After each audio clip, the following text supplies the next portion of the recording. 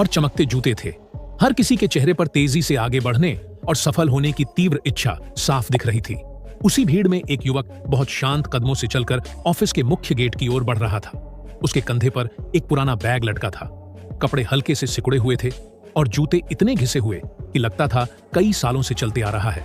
उसका नाम था राहुल।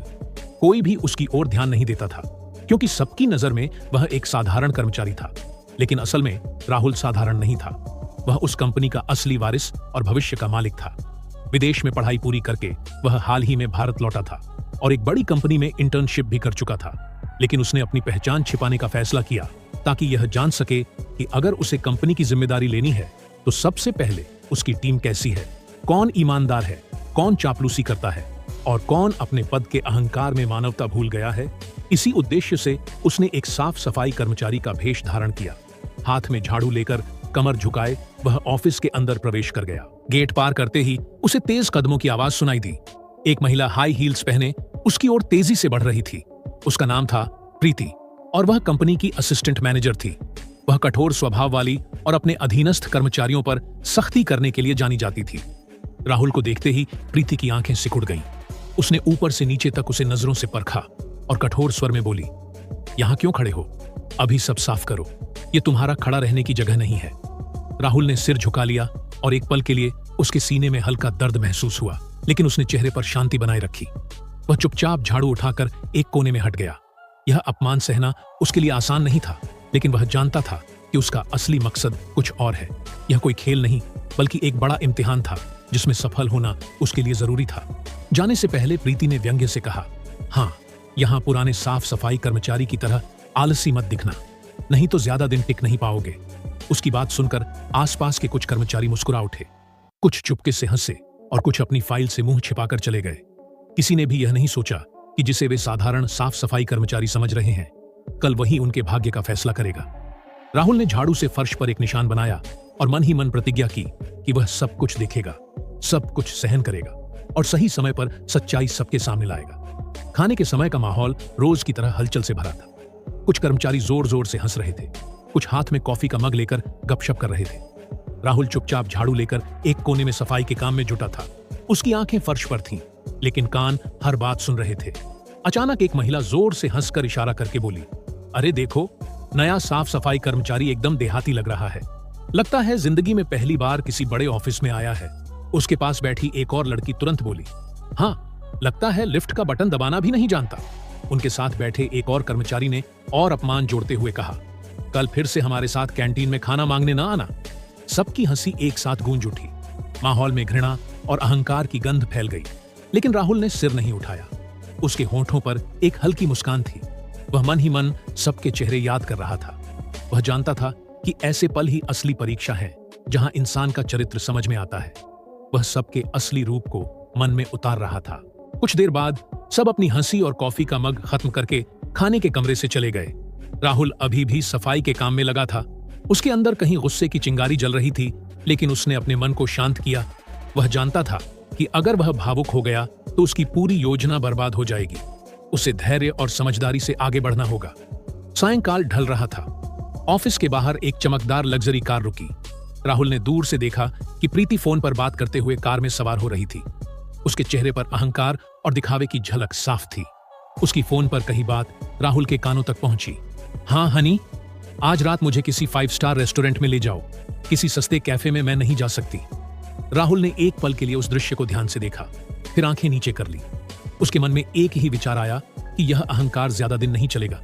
सत्ता और पद हमेशा इंसान को नहीं बचा सकते। एक दिन सच्चाई सबके सामने आएगी। राहुल शांत कदमों से ऑफिस से बाहर निकल गया। सायंकाल की ठंडी हवा उसके थके शरीर को छू गई, लेकिन उसकी आंखों में एक दृढ़ संकल्प की चमक थी। यह एक लंबे खेल की शुरुआत थी, जहां हर झूठ, हर अहंकार और हर अन्याय का पर्दाफाश होना था। फर्श अभी भी गीला था। अचानक प्रीति की कठोर आवाज गूंजी, यह सफाई तुमने की है क्या? फर्श अभी भी गीला है। अगर कोई फिसल कर गिर गया तो क्या तुम्हारी बुद्धि में कुछ नहीं? राहुल ने सिर झुका लिया और चुपचाप फिर से फर्श साफ करने लगा। आसपास खड़े कुछ कर्मचारी एक दूसरे की ओर देखने लगे। किसी के मन में शायद थोड़ी सहानुभूति आई, लेकिन किसी ने मुंह खोलने की हिम्मत नहीं की। उन्हें पता था कि प्रीति के सामने बोलना मतलब अपनी मुसीबत बुलाना है। सबने आंखें हटाकर अपने काम में लग गए। इन दिनों राहुल की मुलाकात हुई एक पुराने साफ सफाई कर्मचारी से। विजय कई सालों से कंपनी में काम कर रहा था। वह एक साधारण और सीधा इंसान था, कम बोलता था, लेकिन उसका मन बहुत साफ था। वह हमेशा कड़ी मेहनत करता था और किसी से झगड़ा नहीं करता था। कर्मचारी अक्सर उसका मजाक उड़ाते थे। कोई उसे बूढ़ा साफ सफाई कर्मचारी कहता, कोई उसके कपड़ों पर तंज कसता, लेकिन विजय कभी कुछ मन में नहीं रखता था। राहुल ने विजय में एक अलग तरह की चमक देखी।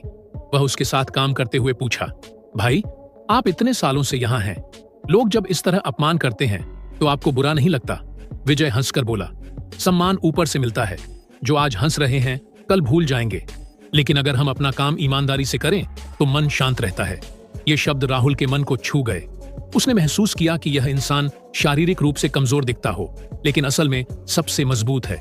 खाने के समय विजय अक्सर अपनी रोटी बांट देता था। एक दिन उसने राहुल को आधी रोटी देकर कहा, ले बेटा, तुम भी खा लो, मैं तो अकेला हूं, मेरा चल जाता है। तुम जवान हो, तुम्हें ज्यादा ताकत चाहिए। राहुल की आंखों में हल्का पानी आ गया। उसने मन ही मन सोचा कि अगर कंपनी में किसी को सबसे पहले न्याय मिलना चाहिए तो वह विजय है। वह विजय के चरित्र की मजबूती और मन की कोमलता का कायल हो गया। उसी पल राहुल ने अपने आप से वादा किया कि वह एक दिन न सिर्फ विजय बल्कि हर उस इंसान के हक को लौटाएगा जिसे यहां सालों से दबाया गया है। लेकिन वह जानता था कि अभी वक्त नहीं आया। उसे और बहुत कुछ सहना होगा और सही मौके की प्रतीक्षा करनी होगी।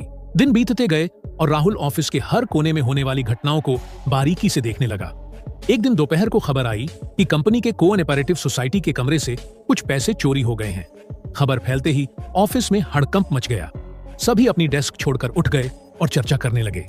कोई कहता था शायद कागजों में गलती हो गई, कोई कहता था यह जरूर किसी अंदरूनी कर्मचारी का काम है। अभी शोर शराबा चल रहा था कि तभी प्रीति तेज कदमों से हॉल में दाखिल हुई। उसके हाथ में कुछ कागज थे और चेहरे पर गुस्से की लाली थी। उसने सबके सामने जोर से कहा, मुझे पता है पैसे किसने चुराए। यह काम किसी और का नहीं बल्कि विजय का है। विजय जो उस वक्त पानी का गैलन लेकर कमरे में आया था, हैरानी से प्रीति की ओर देखा। उसकी आवाज कांप उठी, मैडम, मैंने कुछ नहीं किया, मैं तो सिर्फ पानी रखने आया था, पैसे के बॉक्स को हाथ भी नहीं लगाया। लेकिन प्रीति ने उसकी बात नहीं सुनी और सबके सामने उसे कठोर भाषा में फटकार लगाई। बोली, बंद करो, तुम जैसे लोग ही कंपनी की बदनामी का कारण बनते हो, तुम्हें तो यहां से निकाल देना चाहिए। आसपास खड़े कर्मचारी चुप थे। किसी ने हिम्मत नहीं की कि विजय के पक्ष में एक शब्द बोले। सब जानते थे कि प्रीति का बड़े अधिकारियों से अच्छा रिश्ता है और उसके साथ उलझना मतलब अपनी नौकरी को खतरे में डालना है। मानव संसाधन विभाग HR को तुरंत सूचित किया गया और उन्होंने विजय को सख्त चेतावनी दी। विजय का चेहरा फीका पड़ गया। वह चुपचाप सिर झुकाए कमरे से बाहर चला गया। राहुल ने दूर से यह दृश्य देखा। उसका मन टूट गया। वह जानता था कि विजय निर्दोष है, लेकिन सबने सिर्फ आंखें फेर ली। रात को जब ऑफिस खाली हो गया, राहुल चुपचाप सिक्योरिटी रूम में गया। वहां कंप्यूटर पर जाकर उसने कमरे के कैमरे की रिकॉर्डिंग खोली। स्क्रीन पर साफ दिखा कि विजय कमरे में आया, गैलन रखा और तुरंत चला गया। उसने पैसे के बॉक्स को छुआ तक नहीं। यह देखकर राहुल ने राहत की सांस ली, लेकिन साथ ही उसके मन में गुस्से की आग भड़क उठी। उसने तुरंत वीडियो को कॉपी करके अपने पास रख लिया और खुद से कहा, वक्त बदल रहा है, यह अन्याय ज्यादा दिन नहीं चलेगा। यह रात राहुल के लिए बहुत महत्वपूर्ण थी। उसने तय किया कि वह अब सिर्फ दर्शक नहीं बनेगा, बल्कि बहुत जल्द इस व्यवस्था को तोड़ देगा। अगले दिन सुबह ऑफिस में एक अलग तरह की शांति थी। सब जानते थे कि कुछ बड़ा होने वाला है। ठीक उसी समय ऑफिस के मुख्य गेट पर एक काली लग्जरी कार आकर रुकी। कार से एक स्मार्ट युवक उतरा। उसके कपड़ों में चमकता सूट था, आंखों पर स्टाइलिश सनग्लास और चेहरे पर एक अनोखी दृढ़ता थी। सब हैरान होकर देखने लगे, क्योंकि यह युवक कोई और नहीं बल्कि राहुल था। लेकिन अब वह अपने असली रूप में था।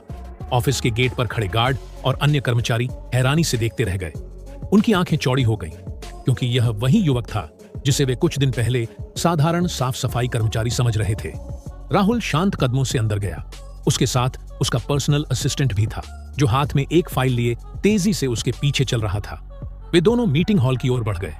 वह हॉल जहां कंपनी की सभी बड़ी मीटिंग होती थी, और आज वहां सबके लिए एक खास मीटिंग बुलाई गई थी।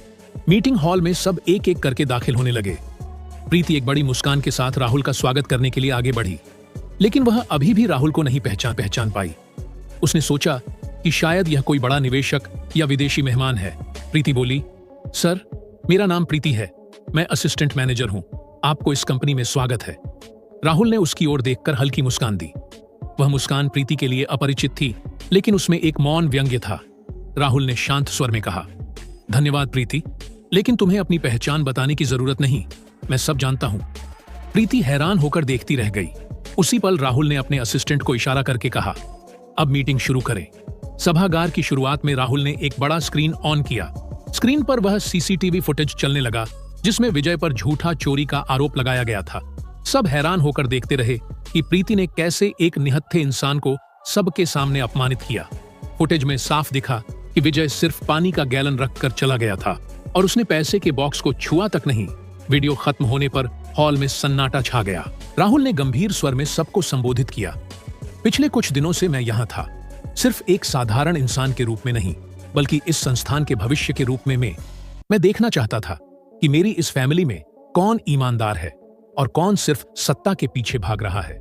मैंने देखा कि यहाँ कुछ लोग अपने अहंकार और झूठे घमंड की वजह से दूसरों को कितना नीचा दिखा सकते हैं। देखा कि कैसे एक ईमानदार और मेहनती इंसान पर आरोप लगाया गया। प्रीति का चेहरा सफेद पड़ गया, वह डर से कांप रही थी। वह राहुल की ओर देखकर कुछ नहीं बोल पाए।